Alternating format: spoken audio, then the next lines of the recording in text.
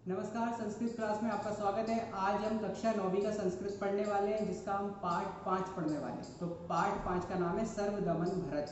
पंचमः पाठा सर्वदमना भरत। ये पाठ जो है कालिदास की सर्वश्रेष्ठ कृति अभिज्ञान शाकुंतलम से लिया गया। अभिज्ञान शाकुंतलम एक नाट्य ग्रंथ है, नाटक है, जिसमें राजा दुष्यंत और शकुंतला की कहानी का वर्णन, उनकी प्रेम कथा का वर्णन है।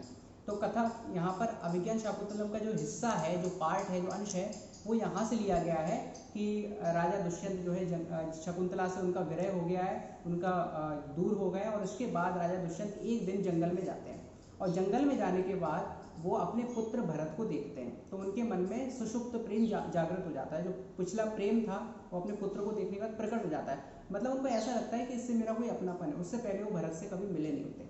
तो कहानी शुरू होती है। एक बच्चा है जो कि शेर के बच्चे से कह रहा है, शेर के बच्चे के मुंह के जबड़े को फाड़ के कह रहा है, हे सिंह शावक, जरा मुंह तो खोल, मैं तेरे दांतों को गिनूं। राजा ने देखा इतना दृढ़ निश्चय, मतलब इतना साहसी बालक कैसे हो सकता है। तो राजा बड़े सोच में पड़ गए कि जो शेर के बच्चे के साथ भी खेल रहा है, उसके दांतों को फाड़ के, जबड़े को फाड़ के कह रहा है, शेर के बच्चे मैं तेरे दांत गिनता हूँ। तो राजा बहुत प्रभावित हुए उस बच्चे से। इतने में वहाँ पर एक तपस्विनी आती है, जो उसी उन्हीं जंगलों में रहने वाली थी, वनवासिनी थी। वो उस बच्चे से कहती है, अरे दुष्ट, तू सुधरेगा नहीं। जैसे बड़े लोग होते हैं, माता पिता होते हैं, तो अपने बच्चों को डांटते हुए कहते हैं, अरे दुष्ट, तू सुधरेगा नहीं। ये जानवर तो हमारे यहाँ पालतू पशुओं के रूप में पाले जाते हैं, तो उनको व्यर्थ परेशान कर रहा है। इस प्रकार से बोलती है। तो बच्चा कहता है कि हाँ हाँ, मैं डर गया। ऐसे नाटक करने लगता है, दिखावा करने लगता है नाटक, जैसे बच्चों का खेल खेल में होता ही है। तो इस तरह से वो होता है। इसके बाद जो तपस्विनी है वो कहती है, ये मानेगा नहीं, ये मानने वाला नहीं है। अच्छा, सही नाम रखा है मार्कंडेय ऋषि ने इसका, सर्वदमन। उस समय उसका नाम भरत नहीं था। भरत इसलिए पड़ा क्योंकि भारतवंशी, जो कि भारत महाभारत का युद्ध जो कि हम सुनते हैं, वो भरत वंशज होने के कारण उनका नाम बाद में भरत दुष्यंत ने रखा है। लेकिन पहले इनका नाम था सर्वदमन। तो सर्वदमन रखने का कारण ये था, वो कहते हैं कि अच्छा है, तेरा नाम सर्वदमन रखना चाहिए था, क्योंकि तू सबके ऊपर विजय पा लेता, किसी से डरता नहीं है, किसी से भी तेरे मन में डर नहीं है, किसी का भी। तो कहती है, रुक जा बेटा, अभी इसकी सिंगनी आएगी, इसकी माँ आएगी, फिर तुझे बताएगी, कर ले इसको परेशान। बच्चा कहता है, हाँ मैं नहीं डरता किसी। इस प्रकार से उनका वार्तालाप चलता है। तो राजा कहते हैं, अरे कितना निर्भीक बालक है, सिंह से नहीं डरता। तो राजा के मन में उसके प्रति आकर्षण उत्पन्न होता है, प्रेम उत्पन्न होता है। वो छुप के देख रहे होते हैं सब। तो उस बालक के समीप में जाते हैं, और समीप में जाकर कहते हैं कि मुझे तो इससे बड़ा आकर्षण उत्पन्न हो रहा है, ऐसा लग रहा है कि जैसे ये मेरा बालक है। और हो भी क्यों ना, क्योंकि निसंतान होने से मेरा तो हर बालक के प्रति अनुराग ही होगा। तो राजा उस समय मन में अपनी आकांक्षा करने लगते हैं उस बालक के रूप सौंदर्य को देखते हुए। यहाँ पे कालिदास ने बड़ा मनमोहक वर्णन किया है। तो राजा मन में ऐसी आकांक्षा करते हैं कि जो धूली धूसरित बच्चे को, धूल से सने हुए बच्चे को अपनी गोद में लेने का सौभाग्य, वो काश मुझे भी प्राप्त होता है। ये तो बहुत बड़ा सौभाग्य, इसके लिए सब तरसते हैं। ऐसा राजा मन में आकांक्षा करने लगते हैं। इतना सुंदर रूप होता है उस बच्चे का। तो इतने में एक तपस्विनी आती है, और तपस्विनी उस बच्चे से कहती है, दूसरी कहती है कि अरे तेरी हाथ में बंधा हुआ रक्षा कवच कहाँ है, जो कि कश्यप ऋषि ने बांधा था। तो रक्षा कवच के बारे में थोड़ा सा आपको बताए थे कि ये रक्षा कवच उस बालक सर्वदमन की रक्षा के लिए कश्यप ऋषि ने उसके हाथ पर बांधा था, ताकि इसकी रक्षा होती रहे। अब इसके बारे में थोड़ा और जानते हैं आगे। तो क्या होता है कि वो तपस्विनी कहती है, तेरे हाथ का रक्षा कवच कहाँ खुल गया, कहाँ चला गया। तो इतने में जो दूसरी तपस्विनी होती है, वो उसके लिए मोर, एक मिट्टी का बना हुआ मोर लेके आती है, और कहती है, तू शेर के बच्चे को छोड़, इस मिट्टी के मोर से खेल। तो मिट्टी के मोर को संस्कृत में बोला जाता है शकुंत। तो जैसे ही बोलते हैं कि तू ये शकुंत ले ले।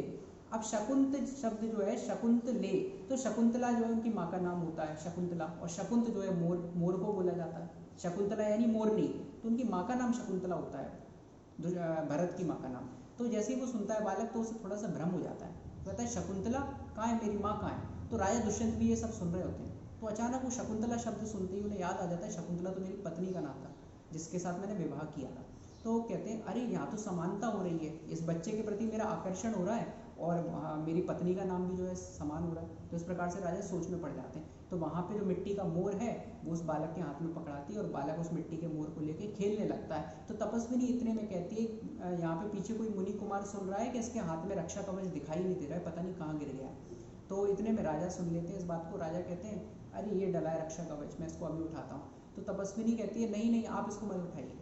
राजा उठा ही लेते हैं उसको उस समय हाथ में, लेकिन तपस्विनी कहती रह जाती, नहीं नहीं मत उठाइए। तो राजा कहते हैं, ऐसा क्यों।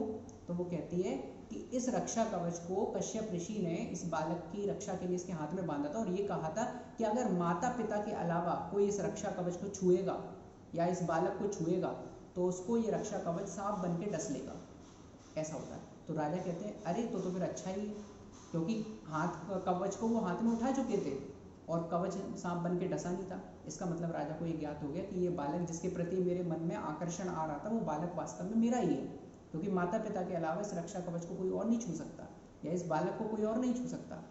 जब इसे रक्षा कवच बांधे होगा तो राजा को एक निश्चय हो जाता है कि ये मेरी बच्चा है। तो यहाँ से ये पता चलता है। इतने में शकुंतला का प्रवेश होता है। तो शकुंतला जो है उनके हाथ में अंगूठी होती है। राजा शकुंतला को देख के पहचान जाते हैं।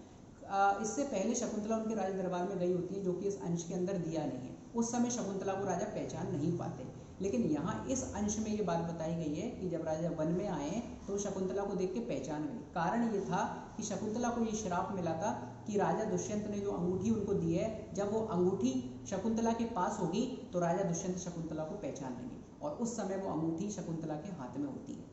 तो राजा दुष्यंत शकुंतला के हाथ में नहीं, क्षमा कीजिए, वो बालक के हाथ में होती है। तो बालक के हाथ से शकुंतला लेते हुए कहती है कि ये क्या आपकी अंगूठी है? राजा दुष्यंत से कहती है। तो राजा दुष्यंत कहते हैं हाँ मैं तुम्हें पहचान गया हूँ और ये मेरी ही दी हुई अंगूठी है। तो इस प्रकार से यहाँ पे सुखांत नाटक की समाप्ति होती है। राजा को अपना पुत्र और पत्नी दोनों मिल जाते हैं।